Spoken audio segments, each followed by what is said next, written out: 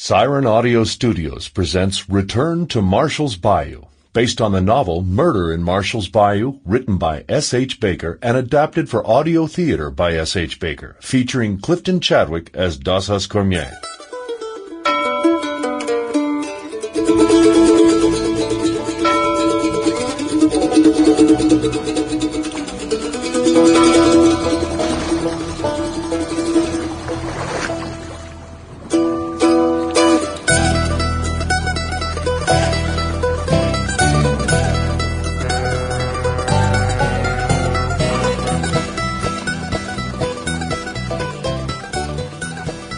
I never thought I'd look forward to returning to Marshall's Bayou. Nothing ever happened there. Even when the rest of the world was listening to jazz and racing around in motor cars, I knew I'd find everything at home just as it had been the day I left. Leaning over the side of the boat, watching the black water slip by, that thought was somehow comforting. I was 24, with a bitter taste of duty fresh in my mouth, swearing I'd never return when I left the marsh right at the end of the war.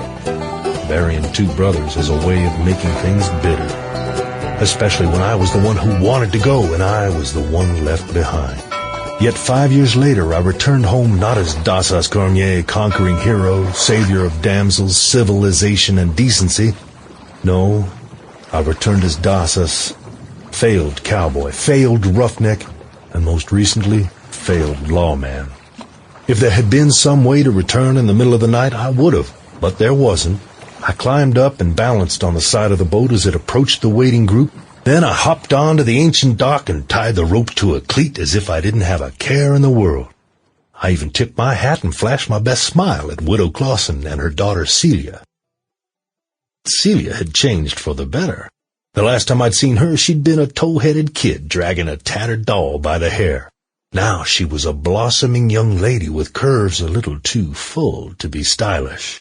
She batted her eyelashes in response to my attention. Dassas Cormier, you dirty dog. Get your ass over here and let me take a look at you. Oh, my lord. Oh, pardon me, ma'am. Come on into Terrio's. Harley, you look the same. So does Terrio's. Terrio's dance hall was dark and dusty, as if abandoned.